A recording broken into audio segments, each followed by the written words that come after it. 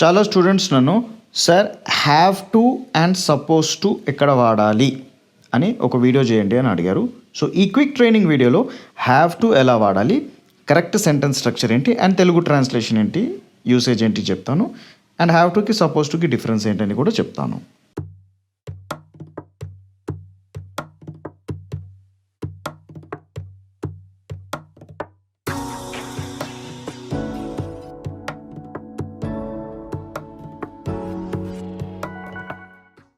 First one, ఎలా sentence రాయాలి first అది చూస్తాము. ఐ హ్యావ్ టు అని చెప్పాక గో హోమ్ నౌ.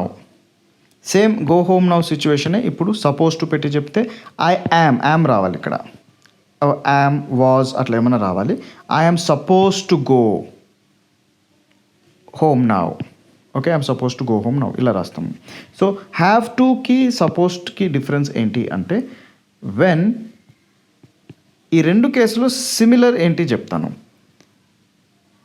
ఫస్ట్ ఇంటికి వెళ్ళాలి అన్న ఆలోచన మనకి ఎందుకు వచ్చిందంటే మనకి ఎవరో ఆ కండిషన్ పెట్టారు ఓర్ మన దగ్గర నుంచి అది ఎవరు ఎక్స్పెక్ట్ చేస్తున్నారు, నీ పలానా టైం వరకు ఇంటికి రావాలి అని. సో ఈ రెండు పరిస్థితుల్లో కామన్ సిచ్యువేషన్ అది. Something is expected out of you, ఒక కండిషన్ ఉంది. సో కండిషన్ ఉన్నప్పుడు మనమే రియలైజ్ అయినప్పుడు I have to go home now. So దీన్ని సెల్ఫ్ రియలైజేషన్ కేసెస్లో వాడాలి. వెన్ యూ రియలైజ్ దట్ ఇప్పుడు నేను నా కండిషన్ని నేను ఫుల్ఫిల్ చేయాలి కదా అని రియలైజ్ అయ్యేటప్పుడు మనం I have to go home now అని అనాలి. ఇప్పుడు I'm suppose to go home now అంటే ఇక్కడ కూడా కండిషన్ ఉంది, కానీ ఎందుకు I'm suppose to go home now చెప్తున్నామంటే ఇక్కడ మనము మన రెస్పాన్సిబిలిటీని చెప్తున్నాము.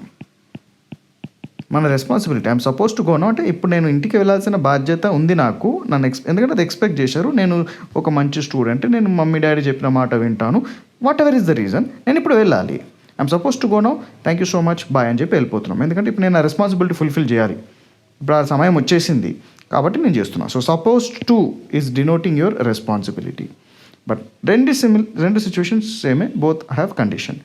So have to suppose to అని అడిగినా నేను ఇంకొక 3 సిచ్యువేషన్స్ కూడా ఎలా వాడాలని మీకు చెప్పాలని అనుకుంటున్నాను. Like should, I should go home now. So I should go home now ఇక్కడ ఏమైపోయింది అంటే ఇక్కడ కూడా కండిషన్ ఉంది, నువ్వు ఇంటికి వెళ్ళాలి, కానీ ఇప్పుడు కంపల్షన్ అయిపోయింది.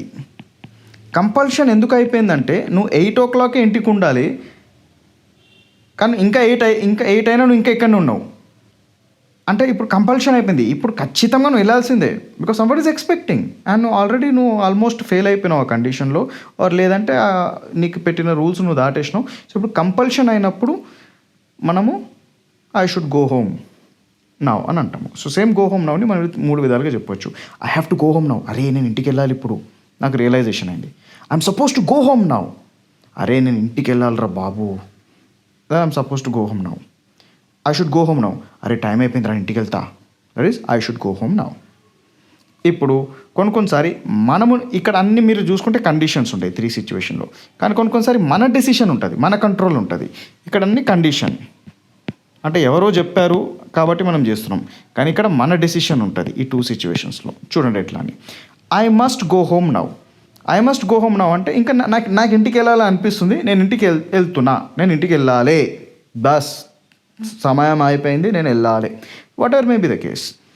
But if it is your decision and ఖచ్చితంగా okay I must go home now, నేను ఇప్పుడు వెళ్ళాలి, ఎందుకు నేను డిసైడ్ చేసిన, నేను ఈ రూల్ ఫాలో అవుతాను ఆర్ నేను వెళ్ళాలి, నా నిర్ణయం కాబట్టి ఖచ్చితంగా ఇప్పుడు నేను వెళ్ళాల్సిందే అంటే అది must, because it is your. బట్ కొన్నిసారి ఈ ప్రతి ఆక్సిలరీ వర్బ్కి 4 మల్టిపుల్ యూసేజెస్ ఉంటాయి, 3 to 4 అట్లా మల్టిపుల్ యూసేజ్ ఉండే అవకాశం ఉంది. So I must go home నౌని కొన్నిసారి I should go home now లాగా మాట్లాడేస్తారు. I must go home now, అరే నేను ఇప్పుడు ఇంటికి వెళ్ళాలిరా, డాడీ తిడతాడు అంటే యాక్చువల్ అది I should go home now because it is compulsion. బట్ కొన్నిసారి I must go home now ఎందుకంటే అంటే వెళ్ళాలి కదా, డాడీ పిలుస్తాడు, ఎక్స్పెక్ట్ చేస్తుంటే వెళ్తాం, అంతే కదా, అదే కదా లైఫ్. సో కొన్నిసారి మస్ట్ని షుడ్ లాగా వాడేస్తాం స్పోకెన్ ఇంగ్లీష్లో, and that's fine. Okay, there are no hard rules there, some times it sounds like that and it's in spoken English, that's fine. But usually I must denotes as a primary usage decision. So ఇది right wrong అని ఏం లేదు, ఇది కూడా కరెక్టే అది కూడా కరెక్టే. యూసేజ్ అండ్ సిచ్యువేషన్స్ అండ్ మన టోన్ ఎట్లా మాట్లాడుతాం దానికి తగినట్టు మనం అర్థం చేసుకోవాలి. So if it is self decision to follow a rule or obey a rule, అప్పుడు మనం I must go home now అంటాము. కొన్నిసారి మన ఇష్టం ఉంటుంది, డిజైర్, మన డిజైర్. అప్పుడు I would like to go home now, నాకు ఇప్పుడు ఇంటికి వెళ్ళాలని ఉంది. ఇష్టం ఎవరిది? నా ఇష్టం. సో నా ఇష్టపూర్వకంగా నా డెసిషన్ నేను తీసుకుని వెళ్తున్నాను కాబట్టి because it denotes a desire, I would like to అని అనాలి. So once again quick revision చేసుకుంటాము. హ్యావ్ టు అంటే సెల్ఫ్ రియలైజేషన్ అయ్యేటప్పుడు I have to go home now, అరే నేను ఇప్పుడు ఇంటికి వెళ్ళాలిరా. I'm suppose to go home now, అరే నేను ఇంటికి వెళ్ళాలి కదా, టైం అయిపోయింది అంటే నా బాధ్యత నేను రియలైజ్ అయ్యి చెప్తున్నాను. I should go home now, should అంటే కంపల్షన్, అరే నేను ఇంటికి వెళ్ళాలి టైం అయిపోయింది డాడీ వెయిట్ చేస్తాడు. I must go home now, two usages, ఈ షుడ్ లాగా కూడా వాడచ్చు. ఆర్ మన డెసిషన్ ఉంటుంది to follow or obey an order, అరే నేను ఇప్పుడు ఇంటికి వెళ్ళాలి టైం అయిపోయింది కదా, so I must go home now. I would like to go home now, నాకు ఇంటికి వెళ్ళాలని ఉంది. So you are expressing your desire. So have to, I'm suppose to, should, must and would like to.